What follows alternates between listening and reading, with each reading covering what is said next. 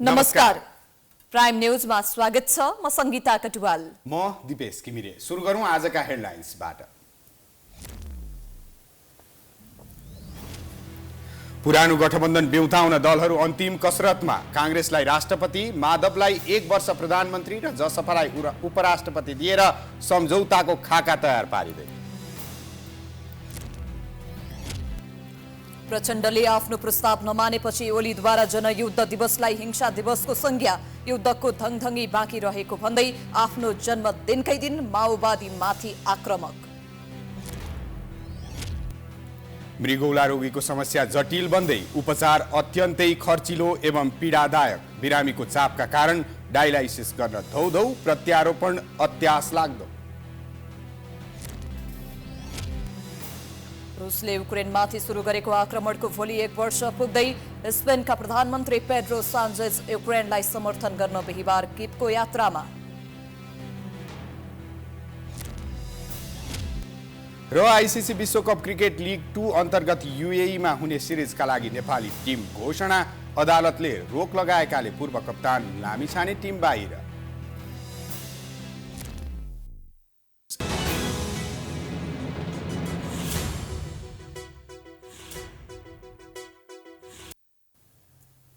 अब prime news विस्तारमा।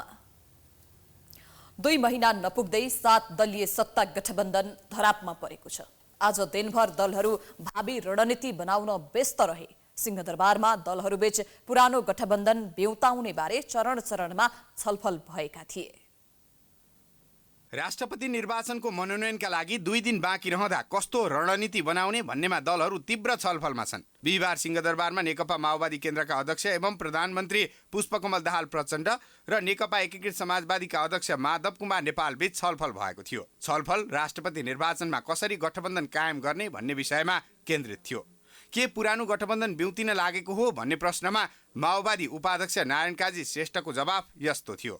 राष्ट्रिय राजनीतिको बारेमा र मुख्यतः राष्ट्रपति निर्वाचनको सेरोफेरमा छलफल भयो। छलफल जारी छ। हामी छलफल त सबैसँग गरिरहेको छ। हाम्रो अध्यक्ष कमरेड जो प्रधानमन्त्री पनि हुनुहुन्छ, उहाँले नेकपा एमालेको अध्यक्षसँग छलफल जारी राख्नु दिनदिनै वार्ता भइराखेको छ। हामीले चाहिँ नेकपा एकीकृत समाजवादीसँग गरिराखेका छौँ, जनता समाजवादी पार्टीसँग गर्दैछौँ होइन। नागरिक उन्मुक्ति पार्टी छन्, जनमत पार्टी छ, लोकसभा छ, सबै पार्टीहरूसँग छलफल गरेर एउटा निष्कर्षमा पुग्ने कुरा हो। तर हामीले चाहिँ त्यसरी गठबन्धन परिवर्तन गर्ने भनेर कुनै निष्कर्षमा पुगिसकेको स्थिति छैन। प्रचण्ड र नेपाल बीचको छलफल लगत्तै प्रचण्ड नेकपा एकीकृत समाजवादीका अध्यक्ष माधव कुमार नेपाल र जनता समाजवादीका अध्यक्ष उपेन्द्र यादव बीच छलफल भएको थियो। छलफलपछि नेताहरूले सहमतिको प्रयास भइरहेको र कांग्रेससँगको छलफलपछि टुङ्गो लाग्ने प्रतिक्रिया दिएका थिए। यसअघि प्राइम टेलिभिजनसँग कुराकानी गर्दै जसपा अध्यक्ष उपेन्द्र यादवले केपी ओली र प्रचण्ड बीच तिक्तता बढेपछि विकल्पको खोजी भएको बताए। उनले राष्ट्रपति एउटा समुदायको भएपछि उपराष्ट्रपति मधेसबाट हुनुपर्ने भन्दै उपराष्ट्रपतिमा आफ्नो दलको दाबी पेश गरेका थिए। राष्ट्रपति एउटा समुदायको हुन्छ भने एउटा राष्ट्रपति यदि पर्वतीय समुदायबाट हुन्छ भने होइन, खसारी भनौँ अझ पर्वत समुदायमा ल्याउनु, त्यो समुदायबाट हुन्छ भने मधेसको समुदाय उपराष्ट्रपति किन नदिने? या राष्ट्रपति मधेस समुदायबाट हुन्छ भने उपराष्ट्रपति पर्वतीय समुदायबाट किन नदिने? दलहरूको पछिल्लो भेटघाट छलफलबारे माओवादी नेताहरूले पनि मुख खोलेका छन्। माओवादी नेता रामकुमार शर्माले ओलीले कामै गर्न नसक्ने स्थिति बनाएपछि पुरानै गठबन्धन बिउताउन खोजिएको जानकारी दिए। दलहरूले गरेको घनीभूत छलफल निष्कर्षमा पुगे बिहीबार साँझसम्म नै पुरानो गठबन्धन बीच औपचारिक सहमति हुने बताइन्छ। यस्तो स्थिति उत्पन्न भए जसपालाई उपराष्ट्रपति, कांग्रेसलाई राष्ट्रपति, प्रचण्ड 4 वर्ष प्रधानमन्त्री र 1 वर्ष माधव नेपाललाई प्रधानमन्त्री दिने गरी सहमति गर्न खोजिएको बताइएको छ। न्यायाधीश समाजले अवकाश पाएका न्यायाधीशहरूलाई निर्वाचनबाट पदपूर्ति गर्नुपर्ने पदमा नियुक्त गर्न संवैधानिक प्रावधान बाधा नहुने दावी गरेको छ। बालवाला र अवकाश प्राप्त न्यायाधीशहरू आबद्ध रहेको न्यायाधीश समाजले बिहीबार विज्ञप्ति जारी गरेर निर्वाचनबाट परिपूर्ति गरिने पदमा सर्वोच्च अदालतका अवकाश प्राप्त न्यायाधीशहरू योग्य हुँदैनन् भनी गरिएको दावी र छलफलमा आपत्ति जनाएको हो। बुधबार मात्रै सर्वोच्च अदालत बार एसोसिएसनले बैठकबाट निर्णय गरेर सर्वोच्च अदालतका पूर्व न्यायाधीशहरू राष्ट्रपति निर्वाचनका लागि उम्मेदवार बनाउन बन्देज भएको धारणा सार्वजनिक गरेको थियो। त्यसको भोलिपल्ट सर्वोच्च अदालतका न्यायाधीश ईश्वरी प्रसाद खतिवडा अध्यक्ष रहेको न्यायाधीश समाजले विज्ञप्ति जारी गरेर त्यसको प्रतिवाद गरेको हो। जनअभिमत प्राप्त गरी लोकतान्त्रिक प्रक्रियामा सहभागी हुन नपाउने भनेर अपव्याख्या गरिएको समाजको निष्कर्ष छ।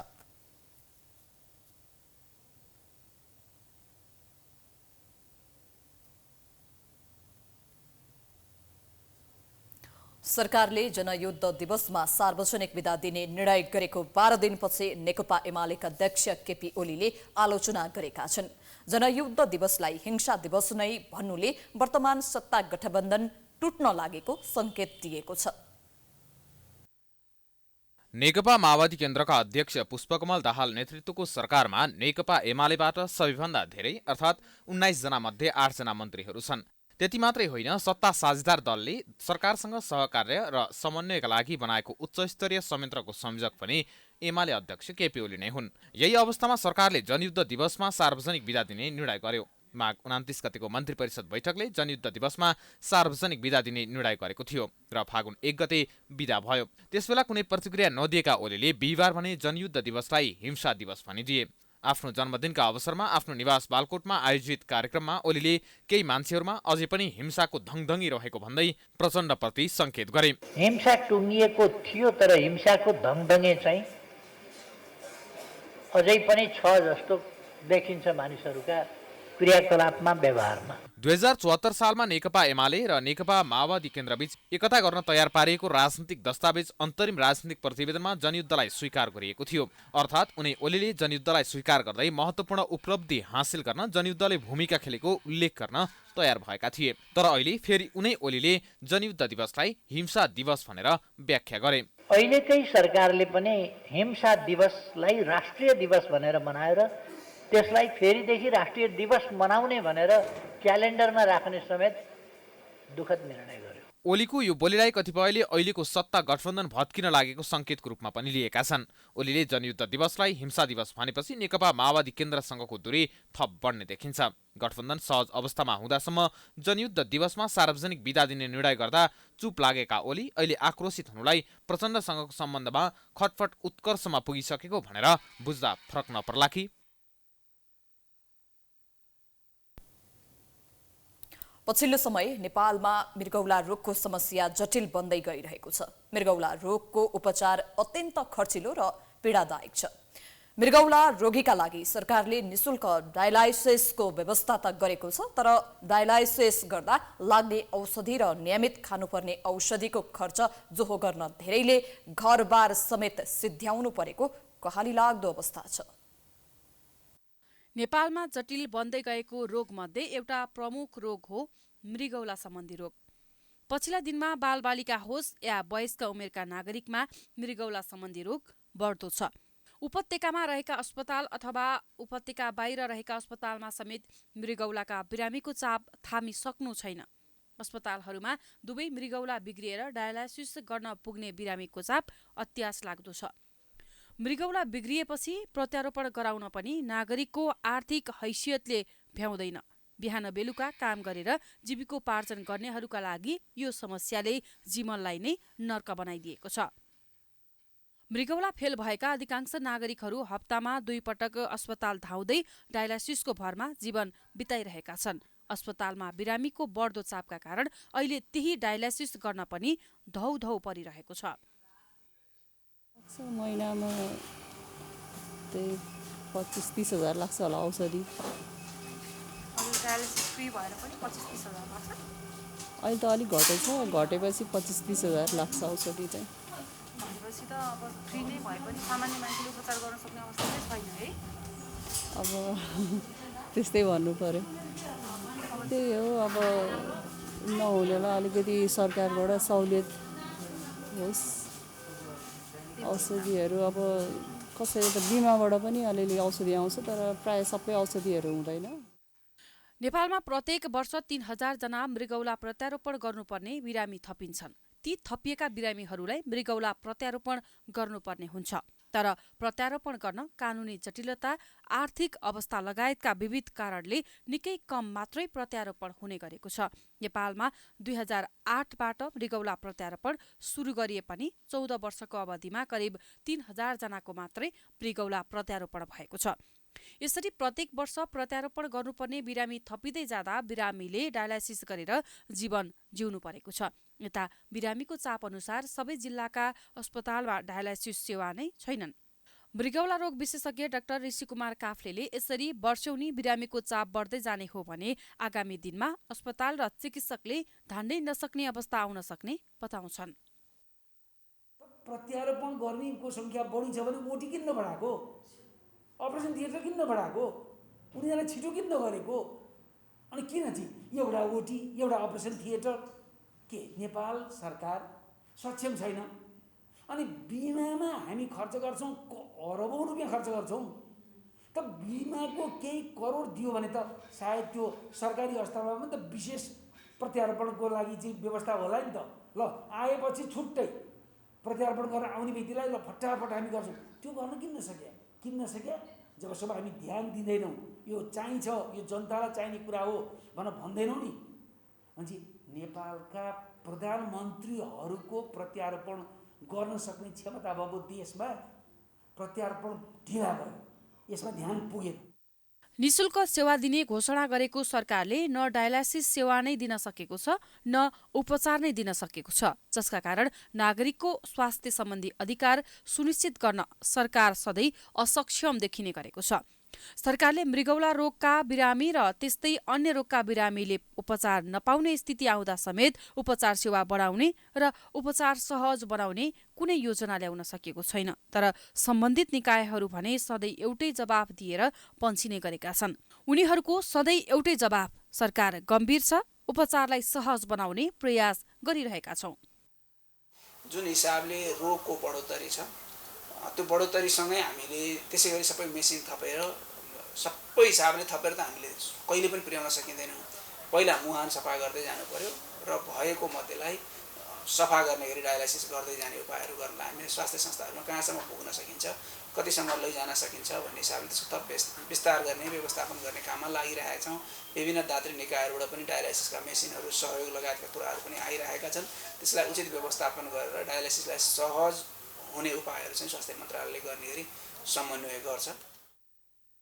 उच्च रक्तचाप, मधुमेह, वंशाणुगत रोग र बिग्रिदो जीवनशैली, कम पानी पिउँदा, दुखाइ कम गर्ने औषधिहरू धेरै प्रयोग गर्दा, शारीरिक व्यायाम नगर्दा, स्वस्थकर खानेकुरा नखाँदा मृगौलामा रोग लाग्ने गर्छ। यी सम्पूर्ण कुरालाई ध्यान दिने हो भने मृगौला बचाउन सकिने चिकित्सक बताउँछन्। प्राइम न्यूज जारी छ, हामी ब्रेकपछि आउँछौँ।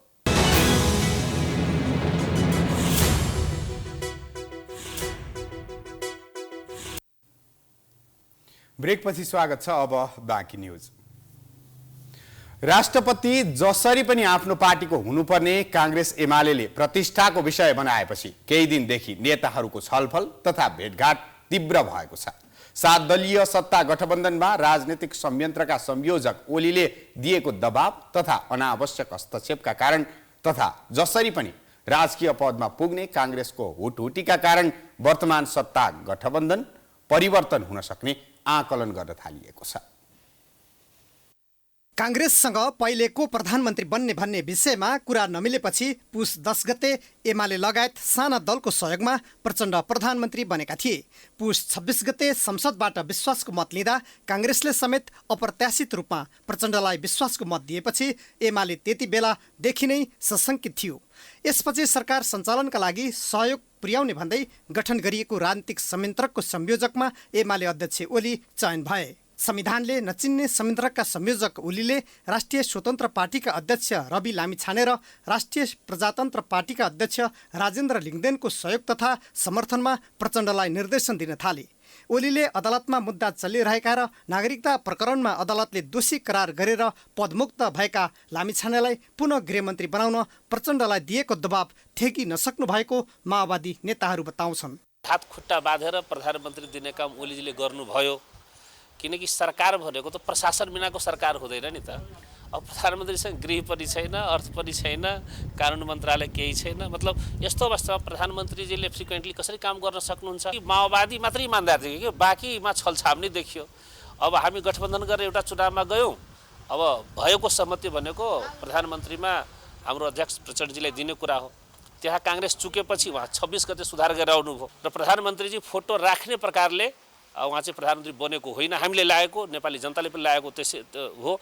गत शनिबार नेकपा एकीकृत समाजवादीका नेता कृष्ण कुमार श्रेष्ठको घरमा एमाले अध्यक्ष ओली र समाजवादीका अध्यक्ष नेपालबीच भेटवार्ता भएको थियो। भेटमा ओलीले पार्टी एकीकरण गर्ने र नेपाललाई राष्ट्रपति बनाउन प्रस्ताव गरेपछि एकाएक राजनीति तरङ्गित बन्न पुग्यो। राष्ट्रपतिका लागि आफ्नो स्वार्थमा दलका नेताहरू अनेक कोणबाट बहसमा केन्द्रित छन्। पुस 26मा काङ्ग्रेसले दिएको विश्वासको मतको आधारमा काङ्ग्रेसको गुण तिर्न प्रचण्ड काङ्ग्रेसलाई राष्ट्रपतिमा सहयोग गर्न तयार भएको जस्तो देखिएको छ। तर नेपाललाई व्यवस्थापन गर्न संसदको कार्यकालको अन्तिमको 1 वर्ष प्रधानमन्त्री दिने गरी फकाउने काम प्रचण्ड र देउवाले गरिरहेका छन्। काङ्ग्रेस र माओवादीको चाहनालाई बुझेका नेपालले बिहिबार एमाले वरिष्ठ उपाध्यक्ष ईश्वर पोखरेललाई भेटेर पुरानो नेकपा बिउझाउने भए मात्र आफू राष्ट्रपतिको उम्मेद्वार बन्ने सन्देश बालकोट पुर्याएका छन्। सत्ता साझेदार राजनीतिक दलले भने राष्ट्रपतिको विषयलाई लिएर सत्ता समीकरण परिवर्तन हुने र नेकपा एमाले सत्ताबाट बाहिरिने सम्मका अनुमान लगाउन थालेका छन्। एमाले राष्ट्रपति निर्वाचनमा माओवादीले काङ्ग्रेसलाई मतदान गर्नबाट रोक्न अनेकौं विकल्पमा छलफल चलाइरहेको छ। राष्ट्रपति निर्वाचन टर्निङ पोइन्ट हुने काङ्ग्रेसको विश्वास सफल हुने सम्भावना बढेको छ। काङ्ग्रेसले सत्ता गठबन्धनभित्र बढिरहेको कचपचको फाइदा उठाउँदै पुरानो गठबन्धन बिउताउने कसरतलाई तीव्रता दिएको छ। प्रधानमन्त्रीमा प्रचण्डलाई निरन्तरता दिने गरी काङ्ग्रेसले 5 दलीय गठबन्धन बिउताउन लगभग निश्चित भएको नेताहरू बताउँछन्। बिहिबार दिनभरि भएका छलफलले मूर्त रूप लिए शुक्रबारसम्म पुरानो गठबन्धन बिउतिएर 2 महिनामै राजनीतिकले अर्कै कोर्स लिने स्थिति उत्पन्न हुने सम्भावना बढेको छ। Political bureau prime HD Kathmandu. 2072 सालको भूकम्पले क्षतिग्रस्त भएको देशकै पुरानो त्रिचन्द्र क्याम्पसको पुनर्निर्माण बल्ल सुरु भएको छ। भूकम्पले क्षत बनेको क्याम्पसका भवन पुनर्निर्माणका लागि चौतर्फी दबाव परेपछि बल्ल काम थालिएको हो। विक्रम सम्मत 1975 साल भदौ 12 गते स्थापना भएको त्रिचन्द्र क्याम्पस 2072 सालको भूकम्पले क्षतिग्रस्त भएको थियो। भूकम्प गएको लामो समयपछि बल्ल यस क्याम्पसको पुनर्निर्माण सुरु भएको छ। विभिन्न बौद्धिक व्यक्तित्वहरूलाई दीक्षित बनाएको यो क्याम्पसको 1 शताब्दी लामो गौरवपूर्ण इतिहास छ। क्याम्पसको पुनर्निर्माणमा ढिलाइ भएको भन्दै विद्यार्थीहरू आन्दोलनमा उत्रिएका थिए। पुनर्निर्माणमा ढिलाइ भएकै कारणले विद्यार्थीहरू भत्केको कक्षा कोठामा बसेर अध्ययन गर्न बाध्य थिए। अहिले भने भवन निर्माणमा मजदुरहरू खटिएका छन्। यो भवन पुनर्निर्माणको शहरी विकास मन्त्रालयको अनुगमनमा भइरहेको छ। भवन निर्माणका लागि 52 करोड बजेट विनियोजन भएकोमा 42 करोड खर्च गर्ने गरी काम सुरु गरिएको छ। लामो सङ्घर्षपछि क्याम्पस भवन पुनर्निर्माणको काम सुरु भएकोमा विद्यार्थी खुसी छन्। निर्माण हुनु सबैभन्दा महत्त्वपूर्ण थियो र पुनर्निर्माण भएको छ। यसमा विद्यार्थी सङ्गठन र विद्यार्थीहरू एकदमै खुसी छौँ। यो छिटोभन्दा छिटो अहिले पुनर्निर्माणको यो जति भइरहेछ यो छिटोभन्दा छिटो भइदियोस् भन्ने लाग्छ हामीलाई। छिटोभन्दा छिटो पुनर्निर्माण भएर हामीले यो क्याम्पसमा यही बिल्डिङमा विद्यार्थीहरूले राम्रोसँग पढ्न पाउन् भन्ने अपेक्षा छ हामीलाई। एकदमै हर्षित छौँ। यो भवनमा अब हामी पढ्न पाउँछौँ भन्ने त भएन, किनकि यसको 2.5 वर्षको कन्ट्र्याक्ट छ। त्यसपछि आउने जो विद्यार्थी छन् उनीहरूले पढ्न पाउने भयो। हामीले गरेको आन्दोलनमा हाम्रो कलेजको जुन माया गरेर हामीले चाहिँ यो बचाउनुपर्छ, यसलाई चाहिँ जोगाउनुपर्छ भन्ने हामीले लागेका थियौँ। त्यो सफल हुन्छ। त्रिचन्द्र क्याम्पसको यो पुनर्निर्माणको कुरो छ, यो चाहिँ सामान्य सानो सङ्घर्षले भएको कुरा छैन। यो चाहिँ हामी विद्यार्थी साथीहरूले क्रमशः रूपमा सङ्गठित हुँदै यहीँका विद्यार्थी सङ्गठनहरूले निरन्तर दबाव आन्दोलनहरू गरेपछि मात्र यो दबाब दिएपछि मात्र यो पुनर्निर्माण काम सुरु भएको छ। अब हामीले केही छोटो समयसम्म मात्र पढ्यौँ, तर हामीभन्दा अब साना ब्याचहरू आउनेले चाहिँ यो बिल्डिङमा पढ्न पाउँछन्। बनिसकेको यो प्रबलीकरण भइसकेपछि यहाँ पढ्न पाउँछन् भन्ने आशा छ। भूकम्पले भग्नावशेष भएको उक्त भवन लामो समयपछि पुनर्निर्माण हुनुमा भने सञ्चारकर्मीको दबाव र विद्यार्थीहरूको आन्दोलनले गर्दा नै सम्भव भएको क्याम्पसका प्राध्यापक गोविन्द मानसिंह कार्कीको बुझाइ छ। पहिला नै भवन पुनर्निर्माण गर्न क्याम्पस प्रशासनले धान्न सक्ने अवस्था नभएकाले सरकारमाथि चौतर्फी दबाव परेपछि पुनर्निर्माण सम्भव भएको उनको भनाइ छ। धेरै ठुलो दबाव सञ्चारकर्मीहरूबाट रेगुलर टेलिभिजनहरूमा चाहिँ रेडियोहरूमा चाहिँ त्रिचन्द्र कलेजको अवस्था, पुरानो भवनको जीर्ण अवस्था व्यापक रूपले प्रचार प्रसार भयो। त्यसको बारेमा आवाजहरू व्यापक रूपले उठे। विद्यार्थीहरूले बाटो बन्द गरे, कति समय हिँड्नै नदिने गरे, गाडी चक्का जामहरू गरेका छन्। धेरै ठुला हाइएस्ट लेभलका मान्छेहरूसँग, राजनीतिक दलका नेताहरूसँग, प्रधानमन्त्री मन्त्रीहरूसँग छलफल गरेका छन्। अनि धेरै ठुलो दबाव पछाडि सरकारले अल्टिमेटली यो काम चाहिँ सुरु गरेको छ। तत्कालीन राजा महेन्द्र यही क्याम्पसमा पढेका थिए। यसै क्याम्पसले प्रधानमन्त्रीदेखि दर्जनौं साहित्यकार उत्पादन गर्यो। देशका महान 4 शहीदहरूले पनि यसै क्याम्पसमा अध्ययन गरेका थिए। गौरवपूर्ण इतिहास बोकेको यस क्याम्पसको पुनर्निर्माण हुँदा धेरै शिक्षाप्रेमी खुसी देखिन्छन्। पुनर्निर्माणको काम सुरु भएसँगै यस क्याम्पसका विद्यार्थीहरूले त्रसित भएर अध्ययन गर्नुपर्ने बाध्यता हट्ने भएको छ। प्राइम टेलिभिजनका लागि क्यामेरामा तिलमणि सिलवालका साथ सबिना कार्की, काठमाडौँ। राष्ट्रपति विद्यादेवी भण्डारीले नेपाल र नेपाली जनताको हित प्रवर्धनलाई ध्यानमा राखेर नेपालको परराष्ट्र नीति अघि बढाउनुपर्ने बताएकी छिन्। नेपाल विश्व सम्बन्ध परिषदको 75औं वार्षिक उत्सवका अवसरमा बिहिबार काठमाडौँमा आयोजना गरिएको कार्यक्रममा राष्ट्रपति भण्डारीले अन्तर्राष्ट्रिय समुदायमा नेपालको छवि उच्च राख्नका लागि मुलुकको हितलाई ध्यानमा राखेर परराष्ट्र नीति अघि बढाउनुपर्ने बताएकी हुन्। उनले बदलिदो परिवेशमा नेपालको परराष्ट्र नीतिको उद्देश्य र लक्ष्य प्राप्तिका लागि भइरहेका प्रयासका बारेमा छलफल गर्न जरुरी रहेको धारणा राखिन्। राष्ट्रपति भण्डारीले भू राजनीतिक जटिलता, बढ्दो असमानता, जलवायु परिवर्तनले ल्याएको सङ्कट लगायतका कारणले विश्व शान्ति र समृद्धिमा नयाँ चुनौती उत्पन्न भएको बताइन्। बदलिदो आन्तरिक तथा अन्तर्राष्ट्रिय परिवेशलाई विचार गरी आफ्नो राष्ट्रिय हित अनुकूल परराष्ट्र नीति सञ्चालनलाई प्राथमिकतामा राख्नुपर्ने उनको भनाइ छ।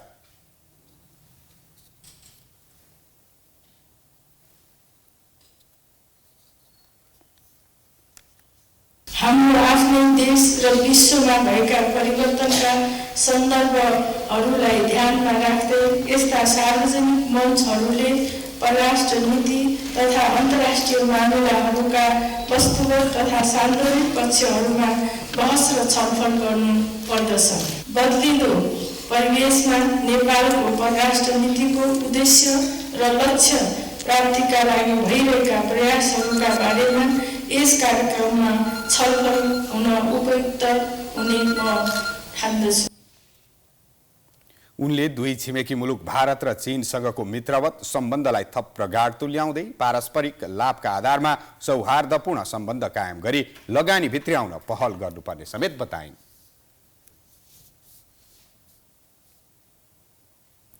बझाङको चैनपुर ताक्लाकोट सडक खण्ड अन्तर्गत तलकोटको रूपातोलादेखि भिडी लेकसम्मको 20 किलोमिटर ट्र्याक खोल्ने काम अलपत्र परेको छ। 4 वर्षमा निर्माण सम्पन्न गर्ने गरी स्वच्छन्द बानिया नागार्जुन जेवी निर्माण कम्पनीले निर्माणको जिम्मा लिएको थियो। तर ठेकेदारको लापरवाहीका कारण सडक निर्माणको काम अलपत्र हुँदा स्थानीय निराश भएका छन्। बझाङको जयपृथ्वी नगरपालिकाको भोपुरदेखि साइपाल गाउँपालिकाको ताक्लाकोटसम्मको 117 किलोमिटर अन्तर्गत केही स्थानको ट्र्याक खोल्ने कामले पूर्णता नपाउँदा अलपत्र परेको छ। रूपातोलादेखि भिड लेकसम्मको 20 किलोमिटर ट्र्याक खोल्ने जिम्मा पाएको स्वच्छन्द बानिया नागार्जुन जेवी निर्माण कम्पनीले 70% काम गरी अलपत्र पारेको छ। 4 वर्षमा निर्माण सम्पन्न गर्ने गरी 2074 सालमा 85 करोड 68 लाख 9 हजार रुपियाँ सम्झौता गरी काम सुरु गरिएको थियो। तर निर्माण कम्पनीको चरम लापरवाहीका कारण ट्र्याक खोल्ने काम अलपत्र परेको छ। सामरिक हिसाबले बझाङको उत्तरी चाइनासँग जोडिने सिमाना गौरवको आयोजना हो। यो गौरवको आयोजना सम्पन्न भयो भने बझाङ्गी जनताको विकासको मेरुदण्डको रूपमा यो सडक बन्थ्यो र बझाङ्गी जनताको ठुलो अपेक्षाका साथ यो सडकको सुरुवात भएको थियो। त्यहाँको पब्लिकबाटको हरेक बखडा थापेर पब्लिकले मलाई सहयोग गरेर जङ्गलमा आगजनी गर्यो, यहाँ त्यो गर्यो भनेर यसले जुन बखडा थापिएको छ यो सबै सहज झुटा हो। यसले किनभने 1.5 वर्ष जति हो यसको खासै मेसिन चालु भएको छैनन्, काम सञ्चालन भएको छैनन्। यो हजुरले पनि देखिहाल्नुभयो र अहिलेको आज अनुगमन टोलीले पनि देखिहाल्नुभयो। कम्तीमा 2 वर्ष अगाडि आज हामी जो लोकेसनमा पुग्यौँ त्यो डाँडासम्म पुग्दा 2 वर्ष पहिलाको हामी पनि त्यहाँ गएको थियौँ अनुगमनमा। 2 वर्ष पहिला भएको कामबाट लगभग अहिले यसको 1 किलोमिटर पनि काम बढेको छैन 1.5 वर्षसम्म। हरेक निर्वाचनको समयमा बझाङका राजनीतिक दलको चुनावी एजेन्डा बन्दै आएको चैनपुर ताक्लाकोट सडक खण्डलाई पूर्णता दिन नेताहरूले अनुगमन र निर्देशन दिँदै आए पनि निर्माण कम्पनीले अटेर गरेको छ। पछिल्लो समय राजनीतिक दलका प्रतिनिधि, स्थानीय निकायका प्रमुख तथा प्रशासन निकायले बाटो खोल्ने क्षेत्रको स्थलगत अनुगमन गरेका छन्। मानसरोवर दर्शन गर्नका लागि भोलि यो बाटो बन्यो भने सबभन्दा छोटो बाटो यो हो, यो बाटो आउन सक्छन् र भोलि धेरै जोगी बाबाहरू पनि यो बाटो आउन सक्छन्। त्यसैले यसको धार्मिक महत्त्व पनि छ, यसको पर्यटकीय महत्त्व पनि छ, यसको आर्थिक र व्यापारिक महत्त्व पनि छ। यो सडकलाई आगामी 5 वर्षभित्र उरैसम्म यो ट्र्याक खोल्नका लागि हामी सम्बन्धित निकायमा अलि जोरदार ढङ्गले यसको आवाज पनि उठाउँछौँ। सम्बन्धित निकायलाई चाहिँ हामी घचघच्याउँछौँ पनि र हामी यहाँका सबै राजनीतिक दलहरू र स्थानीय सरकार, यहाँको गाउँपालिकादेखि लिएर यी सबैसँग पनि हामी यो काममा बाधा अर्चन नगरिकन सबैले सहयोग गरेर यो सडकलाई हाम्रो टार्गेट अनुसार उरै ताक्लाकोटसम्म यसलाई पुर्याउने अभियानमा हामी छौँ। उता सडक आयोजना कार्यालयले केही भौगोलिक कठिनाई र निर्माण कम्पनीको कमजोरीका कारण निर्माण कार्यमा ढिलाइ भएको स्वीकार गरेको छ। केही समय ढिला भए पनि असार मसान्तसम्म काम सम्पन्न गर्ने कार्यालयले जनाएको छ। राष्ट्रिय गौरवको योजनाको रूपमा राखेको छ। यो त्रिदेशीय राजमार्ग हो जसले चाहिँ इन्डिया, चाइना र नेपाललाई चाहिँ जोड्छ र त्यसैको उसमा चाहिँ उसले चाहिँ हरेक वर्ष चाहिँ तपाईँको 30 करोड बजेट पनि विनियोजन गरेको छ, अहिले पनि गरेको छ। भनेको बजेटको कुनै पनि समस्या होइन, एउटा 2-3टा समस्या भने त्यो समस्या हो। त्यो समस्या पनि हामीले चाहिँ अब धेरै त्यो समस्या भनिरहनु पर्दैन। मेरो विचारमा असारसम्म हामीले चाहिँ त्यहाँसम्म फाइनल गर्न सक्यौँ भने उताको एलाइनमेन्ट पनि सजिलो छ अनि हामी सहजै 2 वर्षभित्र चाहिँ। निर्माण कम्पनीले सडक खण्डमा यत्रतत्र निर्माण सामग्री छाड्ने, समयमा निर्माण सामग्री उपलब्ध नगराउने, दैनिक आवश्यक पर्ने तेलको प्रबन्ध समेत नगर्ने गरेको कार्यालयले जनाएको छ। सुदूरपश्चिमको पहाडी क्षेत्रको समृद्धिको मूल ढोकाको रूपमा लिएको चैनपुर ताक्लाकोट सडक खण्ड समयमा निर्माण भए त्यस क्षेत्रमा उत्पादित वस्तुले बजार पाउने र आयातित दैनिक उपभोग्य वस्तु सुपथ मूल्यमा पाइने आशा गरिएको छ। प्राइम एचडीका लागि बझाङबाट प्रदीप मलासीको रिपोर्ट। दाङको तुलसीपुर उपमहानगरपालिकामा 14.5 करोड लागतमा बहुउद्देश्यीय व्यापारिक भवन तथा तुलसी ट्रेड टावरको निर्माण सुरु भएको छ। लिफ्ट सहित 7 तलाको उक्त टावरलाई व्यापारिक प्रयोजनका लागि बनाउन लागि हो। भुक्तानी तिर्न नसक्दा उपमहानगर अहिले पनि ऋणमा छ, तर जनताका साना साना समस्या भन्दा पनि महत्वाकांक्षी योजना थालेको भन्दै स्थानीय स्तरबाट आलोचना भएको छ। अघिल्ला 5 वर्ष कार्यकालमा निर्माण योजना थालेका कतिपय आयोजनाहरू अल्पत्र छन्। निर्माण सम्पन्न भएका आयोजनाहरूले समेत भुक्तानी पाउन नसकेको अवस्थामा 14 करोड लागतमा बहुउद्देश्य व्यापारिक भवन निर्माणले नगरवासीमा असन्तुष्ट पैदा भएको छ। उनीहरूले नागरिकहरूको समस्या भन्दा पनि जनप्रतिनिधिहरू चर्चामा आउनको लागि महत्वाकांक्षी योजनाहरू बनाउन थालेको भन्दै देश समृद्धि भन्दा पनि बर्बादीतर्फ गएको स्थानीयको गुनासो छ। तुलसीपुर बजार आउनको लागि राम्रो सडक नभएको अवस्थामा टावर निर्माणको कुनै औचित्य नभएको स्थानीयको भनाइ छ। सम्झिने खालको काम गरेको हुनु पर्यो त्यो नेतृत्वले, त्यसपछिको मात्रै टावर। अहिले टावरको खाँचो नै होइन, आवश्यकता नै होइन नि। अब त्यो महत्वाकांक्षी योजना बनाउने, चर्चामा ल्याउने र त्यसैमा आफू चर्चित त्यसैमा मात्रै रमाउने माहौल बनिरहेछ क्या। अर्थतन्त्र कमजोर भएको अवस्थामा करोडौंको लगानीमा टावर निर्माण औचित्यहीन भएको स्थानीयको गुनासो छ। आर्थिक अवस्था कमजोर भएको अवस्थामा भवन निर्माण गर्नु कमिसनको खेल भएको हुन सक्ने स्थानीय व्यवसायको आरोप छ। ऋणका कारण कर्मचारीहरूले तलब समेत नपाएको अवस्थामा करोडौंको लगानीमा टावर निर्माण गर्न नहुने व्यवसायको तर्क छ। देशको अर्थतन्त्र हेर्दा हामीलाई बुझिसकेका छौँ कि देश कुन अवस्थामा छ र स्थानीय सरकारको हालत के छ। अहिले सुनिन्छ कर्मचारी तलब खान पाइरहेको छ भन्ने अवस्था छ। अहिले तुलसीपुरमा हामीले सुनिरहेको कुरा हो, यो धेरै भइसक्यो। त्यस्तो अवस्थामा हो व्यावसायिक भवनहरू निर्माण गर्नुपर्छ। स्थानीय सरकारले आफ्नो आय स्रोत कसरी हो जुटाउने एउटा बाटो माध्यम दीर्घकालीन रूपमा सोच्नुपर्छ। यो राम्रो कुरा हो, तर अहिलेको अवस्था के हो त्यो चाहिँ प्रमुख विषय हो। अर्नीको डिजाइनर्स प्रणालीले बहुउद्देश्य व्यापारिक भवन तुलसी ट्रेड टावर निर्माणका लागि करिब 27 करोड रुपियाँ लाग्ने गरी एस्टिमेट गरेको थियो। कुल लागत मध्ये 70% रकम नगर विकास कोषको ऋण र 30% रकम तुलसीपुर उपमहानगरको लगानीमा निर्माण कार्य सुरु गर्न लागि हो। अन्डरग्राउन्ड पार्किङ सहित निर्माण थालेको टावरको निर्माण कार्य सुरु भएको छ। उपमहानगरको कार्यालयसँगै सटेको 10 कट्ठा क्षेत्रफलमा टावर निर्माण गर्न थालिएको छ। भवनमा पार्किङदेखि व्यापारिक कोठा, बैंकिङ कारोबार, सभा हल, रेस्टुरेन्ट सञ्चालनमा रहनेछन्। तुलसीपुर बहुउद्देश्य व्यापारिक भवन भनेर नामाकरण भएको ट्रेड टावर भनेको छ। यसको जम्मा जम्मी 7 तलाको भवन निर्माण हुन्छ।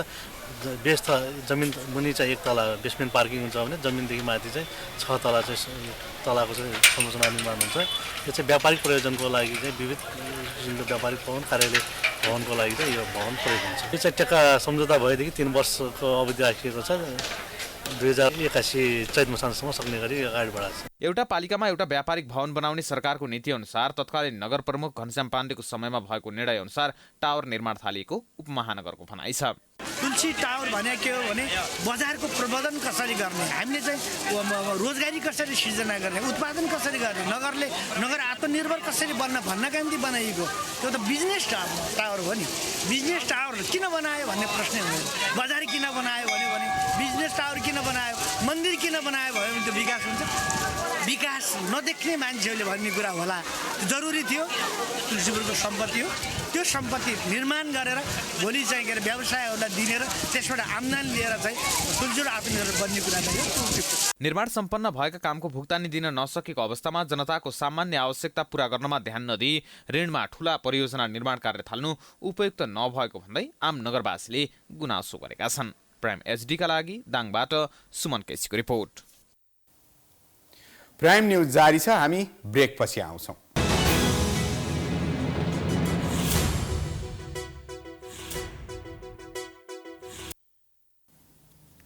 ब्रेकपछि पुनः स्वागत छ। अब बिजनेस न्यूज।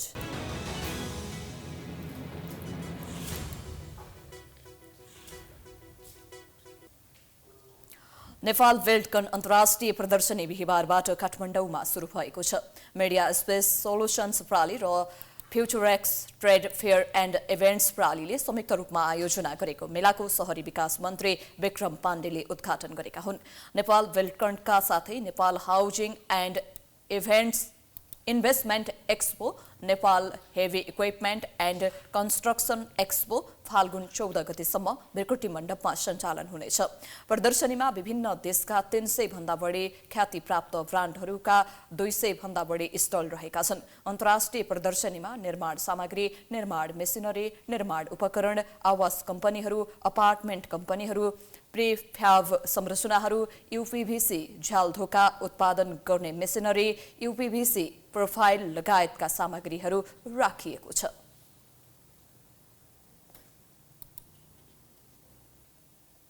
अब स्पोर्ट्स न्यूज।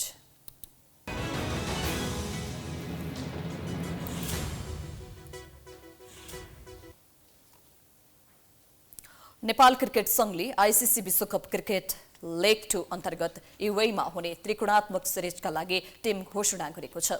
अदालतले विदेश जान रोक लगाएकाले पूर्व कप्तान सन्दीप लामिछानेलाई टिममा राखिएको छैन। आजै प्रधानमन्त्री पुष्पकमल दाहालले आईसीसी विश्वकप क्रिकेट लेग 2 अन्तर्गत काठमाडौँमा भएको सिरिज विजेता नेपाली क्रिकेट टोलीका सदस्यहरूलाई जनही 2 लाख रुपैयाँ दिने घोषणा गरेका छन्।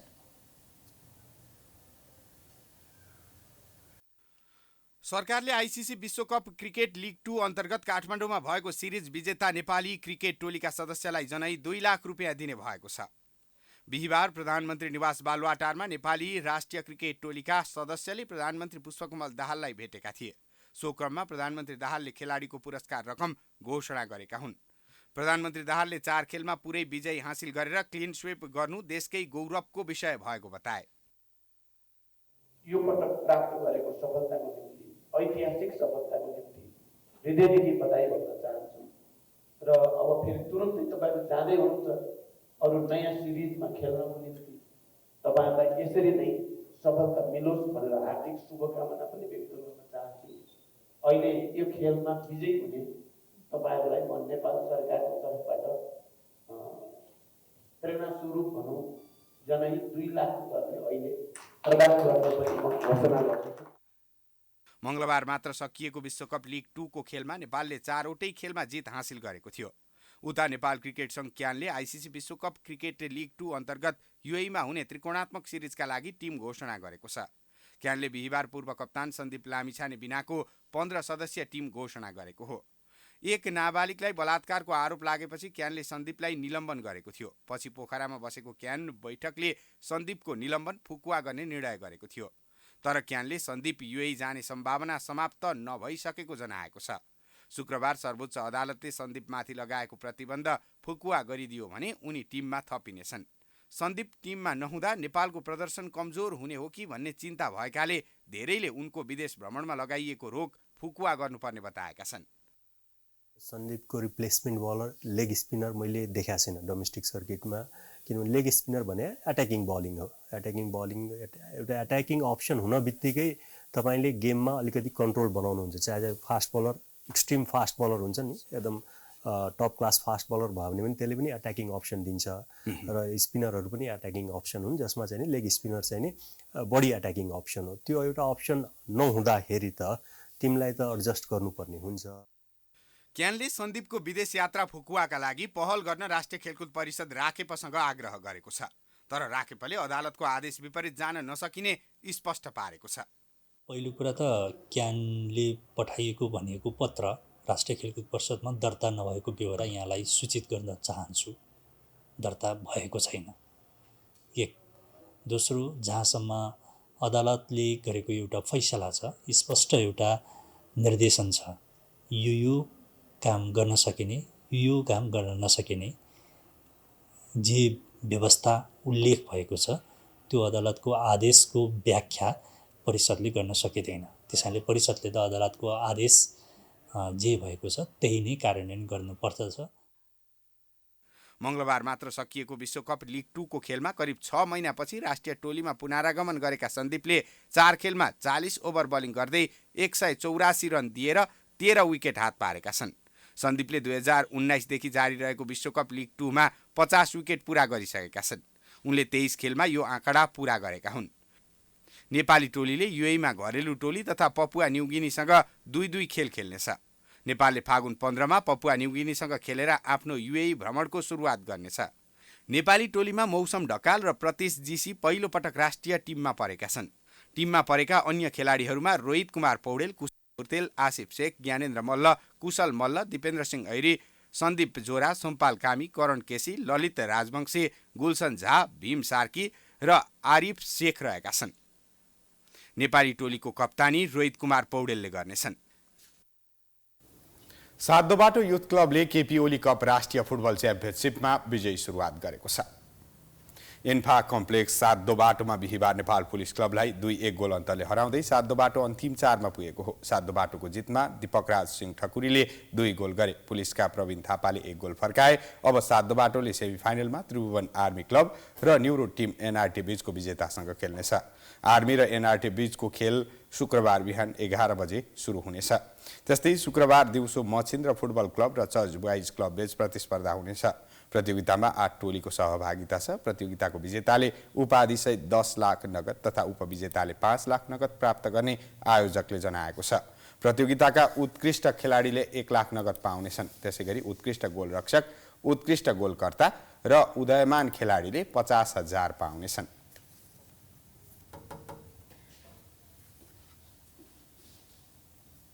यो सँगै हामी प्राइम न्यूजको अन्त्यमा आइपुगेका छौं। जाँदा जाँदै हेडलाइन्स पुनः एकपटक। पुरानो गठबन्धन बेउताउन दलहरू अन्तिम कसरतमा।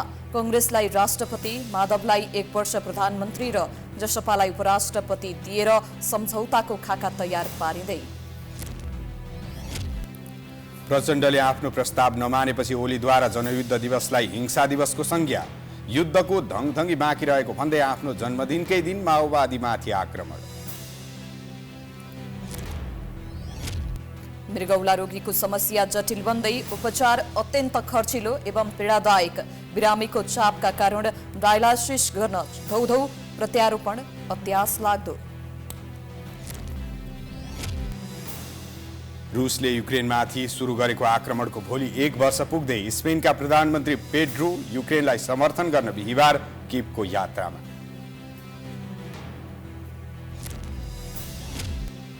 र आइसिसी विश्वकप क्रिकेट लेग 2 अन्तर्गत युएईमा हुने सिरिजका लागि नेपाली टिम घोषणा। अदालतले रोक लगाएकाले पूर्व कप्तान लामिछाने टिम बाहिर।